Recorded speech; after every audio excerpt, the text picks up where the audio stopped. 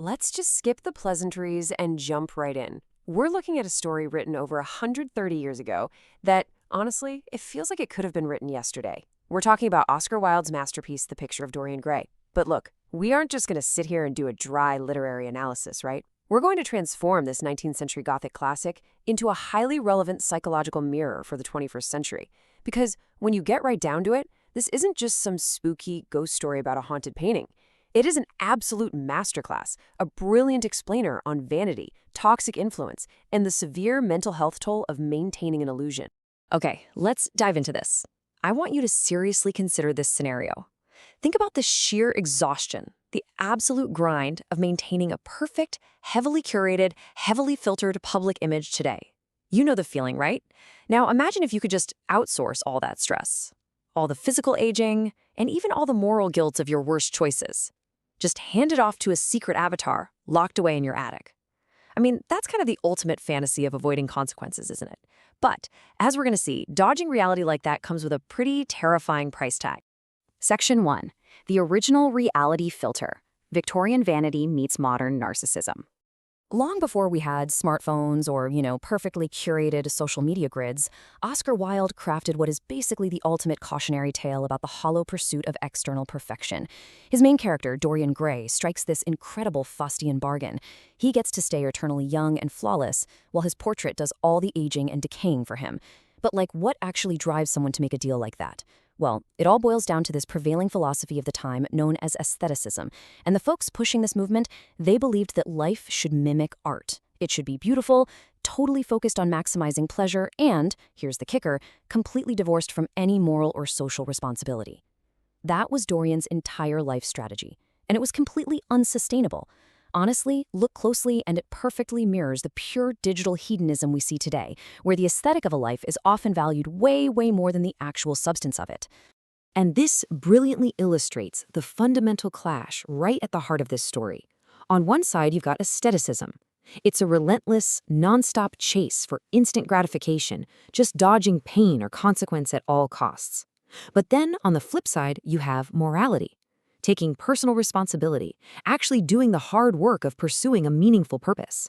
Dorian, he chooses thoughtless obedience to his impulses. He literally throws moral constraint and forethought right out the window. Section 2. The Trap of Toxic Influence. Lord Henry as the 19th Century Algorithm. Now, Dorian doesn't just adopt this destructive mindset all on his own out of nowhere. He's guided there. Enter Lord Henry Wotton. This guy is the total embodiment of a toxic echo chamber. Think of him as basically a 19th century social media algorithm, just constantly feeding Dorian these elegant yet incredibly dangerous ideas, validating his absolute worst impulses, and pushing him further and further into extreme behavior. I mean, just look at his rhetoric. He tells Dorian, "We are punished for our refusals. Every impulse that we strive to strangle broods in the mind and poisons us." Wow, sounds super sophisticated, right? It's highly persuasive. He's actively encouraging Dorian to live completely amorally, to never deny himself a single sensation. Honestly, it sounds incredibly similar to modern influencer culture, pushing this consequence-free, live your best life mentality, totally ignoring the collateral damage. But here's the massive hypocrisy of the toxic influencer. Look at the reality versus the preaching. Lord Henry goes around advocating for extreme hedonism, pushing Dorian to experience literally every sordid sin imaginable. But Lord Henry himself? Oh, he lives a totally staid, perfectly safe life in polite society. He goes to fancy dinner parties. He doesn't take any actual risks. He just feeds this toxic advice to his devoted follower while staying completely, perfectly insulated from the real-world destruction his philosophy actually causes. Section 3. Pleasure without a purpose. The hollow core of unbridled hedonism. So now we start to see the practical, real-world effects of Henry's influence on Dorian's life. And it gets dark, because when you chase pleasure without any underlying meaning, without a moral framework, it inevitably leads to moral decay. The people around you, they stop being human beings. They just become props for your own personal entertainment. We see this perfectly illustrated in what researchers call the narcissist trap.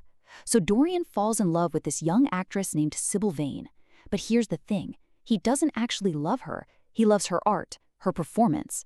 And the very second her acting falters, he just cruelly abandons her, doesn't even blink. And when his abandonment drives her to a tragic suicide, Dorian doesn't feel any guilt. No, He literally views her death as a Greek tragedy that he had the privilege of watching. He steps into this silent delirium of total narcissism, viewing real-world pain as pure entertainment. Because, at the end of the day, uncontrolled aestheticism lacks even the most basic human empathy. Let's move to Section 4 and see how this builds. The cost of hiding, the psychological rot of the double. To really grasp the psychological rot happening here, we kind of need to look at Freudian theory, specifically this concept of the double. Let's break this down. The portrait hidden up in the attic isn't just some fun, spooky magic trick. It represents the fragmented self. It's the psychological manifestation of literally everything Dorian is desperately trying to repress. Think about it. You have the public Dorian. He's eternally young, gorgeous, admired by everyone, and completely protected from societal judgment. But then, you have the hidden portrait, rapidly aging, grotesque, cruel, corrupt. The portrait is the thing bearing the true cost of every single sin. It is just a brilliant visualization of a split self. All that external success is doing nothing but masking an internal emptiness and a profound, terrifying amount of guilt. The portrait is the mental health toll of outrunning your own conscience.